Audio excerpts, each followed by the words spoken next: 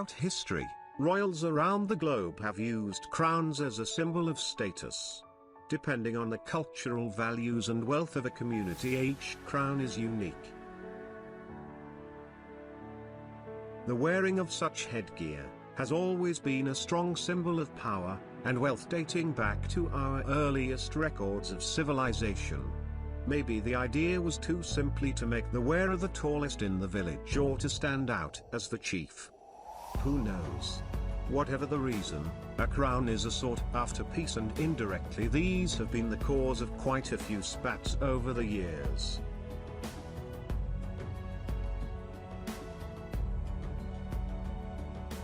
The bigger the headgear, the more important you are. Traditionally anyway. Many of the modern-day crowns we see in those glamorous portraits are very old and have been changed many times over the years to suit the wearer and the fashion. Crowns and tiaras have been made of anything from vines, clay, leather, cloth, felt and fur, as well as the precious metals and gems that we recognize today. Most of these well-known pieces spend much of their life in museums, protected by heavy security.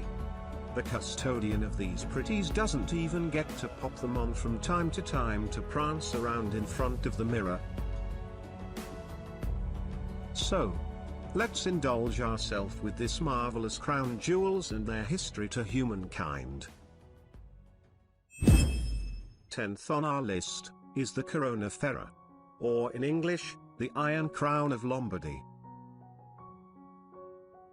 Made in the 4th century, it is considered to be one of the oldest symbols of Christendom, forged by mankind. This crown was originally actually a votive object, because it is believed that the metal hoop fixed to the inside of the crown comes from the nails of the cross of Christ.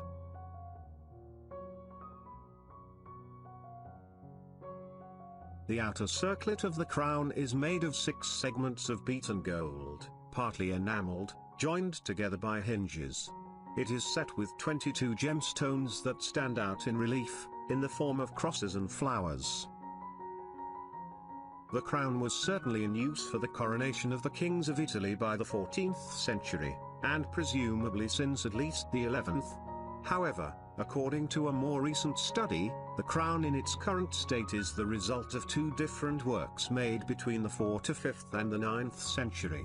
This seems to validate the legends about the origin of the crown, that date it back to the Lombard era and the coronation of their kings. The last to be crowned with the Iron Crown was Emperor Ferdinand I, in his role as King of Lombardy and Venetia. This occurred in Milan, on September 6, 1838. Currently the crown is kept in the Cathedral of Monza, near Milan.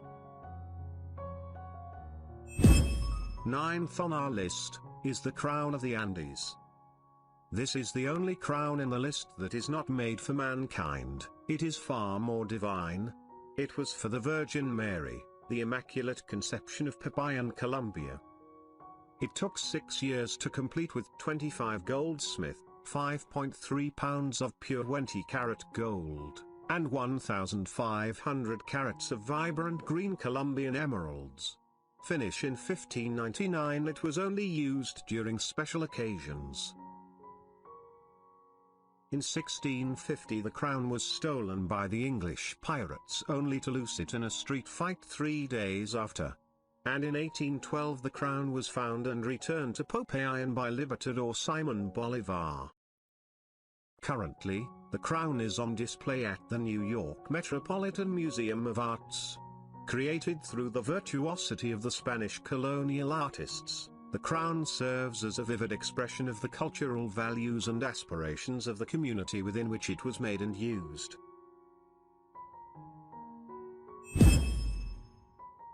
Eighth on our list is the crown of Saint Wenceslas. Made in 1347. It was made for the 11th King of Bohemia and Holy Roman Emperor Charles IV, from the House of Luxembourg. He had it made for his coronation, dedicating it to the first patron saint of the country, St. Wenceslas, and bequeathed it as a state crown for the coronation of future Bohemian kings. The St. Wenceslas crown is made of 21 to 22 carat, 88 to 92% gold and decorated with precious stones and pearls. Unlike many other European royal treasures, the St. Wenceslas crown is not displayed publicly, and only a replica is shown. It is kept in a chamber within St. Vitus Cathedral, accessible by a door in the St. Wenceslas Chapel. The jewels are only taken from the chamber and displayed for periods of several days on notable occasions, approximately once every 5 years. The crown was last exhibited in May 2016 to mark the 700th anniversary of the birth of Charles IV. Number 7. The Royal Crown of Nepal. The crown consisted of 730 diamonds, over 2,000 pearls, precious rubies, large carats of emeralds and other gems. The earliest record of the crown was when it was shown in the portrait of the first king of Nepal, King PRITHIVI, in 1768. The crown was last used during the coronation of King GYAHENDRA way back in 2001. And sad to say that, after 239 years of the Shah dynasty, it came to an end on 2008 when King GYAHENDRA stepped down as monarch, and Nepal was declared as republic and no longer a kingdom. Next on the list is the Holy Crown of Hungary, also known as the Crown of Saint Stephen. The crown was the coronation crown used by the Kingdom of Hungary for most of its existence since the 1st century. No king of Hungary was regarded as having been truly legitimate king without being crowned with it. It was first called the Holy Crown in 1256. During the 14th century, royal power came to be represented not simply by a crown, but by just one specific object, the Holy Crown. This also meant that the Kingdom of Hungary was a special state. They were not looking for a crown to inaugurate a king, but rather, they were looking for a king for the crown, as written by Crown Guard Peter of A. He also depicts that the Holy Crown is for the Hungarians what the Lost Ark is for the Jewish people. The last king to be coronated by the crown was King Charles IV, on December 30, 1916. The last Hungarian king was a tragic hero who searched for peace in a situation in which a victory for his allies would have posed at least as big a threat to the people of the Austro-Hungarian Empire, as a victory for the Entente powers would have done. During the Second World War, the crown was kept in the United States of America, and on January 6, 1978 it was returned to the Hungarian people and was placed on the National Museum of Hungary. Currently the crown rests on the Parliament House of Hungary, where it symbolizes the country from ancient times to the present. Fifth on our list is the Empress Crown of Persia. Following in the footsteps of policies initiated under the White Revolution that directed the further emancipation of Iranian women, Mohammad Reza Shah determined to make a symbolic gesture by crowning his consort, Empress Farah, during his own elaborate coronation ceremony in October 1967. Until that date, the wives of Persian monarchs had never been crowned since the Muslim conquest of Iran, so it was therefore necessary to design a new crown for the occasion. The frame of the crown is made of white gold and is lined with a cap of green velvet. The crown contains 36 emeralds, 105 pearls, 34 rubies, 2 spinels, and 1,469 diamonds. Empress Farah Phalavi was the first female monarch to be crowned in the 2,500 years of the Shah dynasty and unfortunately its last. Fourth on our list is the St. Edward's crown. It is the centerpiece of the crown jewels of the United Kingdom. Named after St. Edward the Confessor, it has been traditionally used to crown English and British monarchs at their coronations since the 13th century. The original crown was a holy relic kept at Westminster Abbey, Edward's burial place, until the regalia was either sold or melted down when Parliament abolished the monarchy in 1649, during the English Civil War. The present version of St. Edward's crown was made for Charles II in 1661.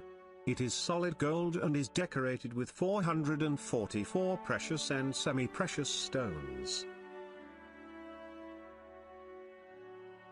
After 1689, it was not used to crown a monarch for over 200 years.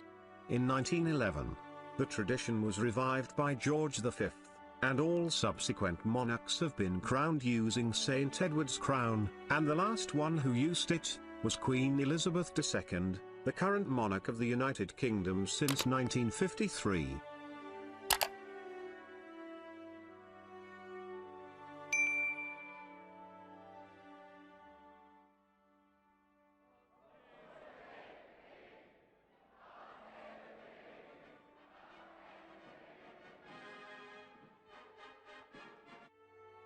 To this day, Queen Elizabeth II has reigned Great Britain for over 68 years, and up to that time she had seen the crown for only 3 times. And third on our list is the famous Phalavi Crown of Persia. It was the traditional coronation crown in the Persian crown jewels which was used during the Pahlavi dynasty, 1925 to 1979. Following the ascension of the Pahlavi dynasty in 1925, Reza Shah ordered a group of Iranian jewelers, under the supervision of Haj Serajdin Javahari, to create a new crown to replace the KIANI crown, which had been used by the QAJAR dynasty. Inspiration for the new design was drawn from paintings and historical references to crowns used during the Sassanid Empire, which had ruled Persia from 224 to 651 AD. The frame of the crown is made of gold, silver and red velvet. A staggering 3,380 diamonds, totaling 1,144 carats, are set into the object. The largest of these is a 60-carat, yellow brilliant which is centrally placed in a sunburst of white diamonds. Found in 3 rows are 369 nearly identical natural white pearls. The crown also contains 5 sizable emeralds, totaling 200 carats, the largest of which is approximately 100 carats. This magnificent crown was used for the last time during the coronation of Mohammad Reza Shah Pahlavi on 26 October, 1967. The crown survived the revolution, and now it is currently on display with the rest of the Iranian crown jewels at the Central Bank of Iran in Tehran.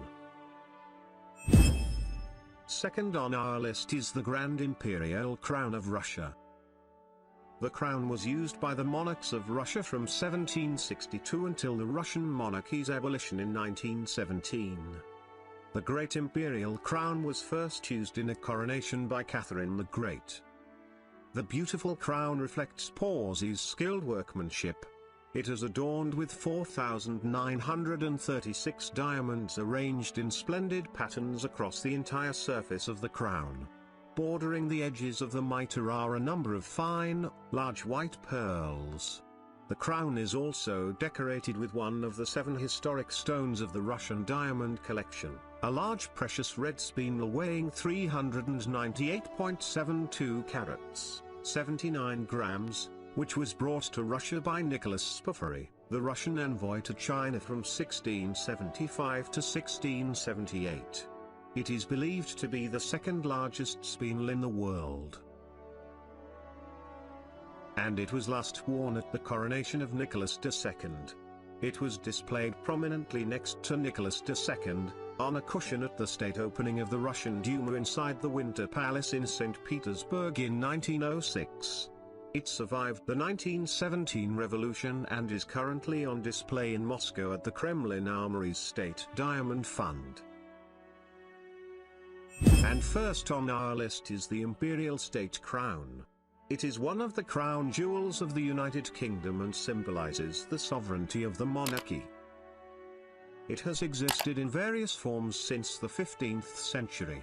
The current version was made in 1937 and is worn by the monarch after a coronation and used at the state openings of Parliament. Although this is one of the newer items in the regalia, the imperial state crown contains some of the most historic jewels in the collection, which have attracted many legends. For example, the Black Prince's ruby, set into the cross at the front of the crown, is actually a Bellas or spinel, a semi-precious stone said to be the same stone owned by Pedro the Cruel, King of Castile, before he gave it to Edward, Prince of Wales, known as the Black Prince, in 1367 as a reward for helping him defeat a rival in battle. The Blue Stuart sapphire. This sapphire was reputedly smuggled out of the country by James II when he fled in 1688. It now adorns the back of the imperial state crown. The Cullinan II, a 317.4 carats diamond type 2 internally flawless, is the second largest stone in the crown jewel of England, is set into the front band of the imperial state crown. The imperial state crown is the crown that the monarch wears as they leave Westminster Abbey after the coronation. It is also used on formal occasions, most notably the state opening of Parliament. The royal crown is a symbol of power and authority, of triumph, victory, legitimacy, honor, and glory, but of resurrection, immortality and righteousness as well. In the past, it was truly believed that Western kings were directly anointed by God, and that his power flowed through them, protecting the people. Whatever they represent today, the crowns, coronets or diadems of royal families are an important part of cultures around the world and, if not for that, they still have a historical value and an artistic one, because they were made by the finest jewelers and craftsmen of the time.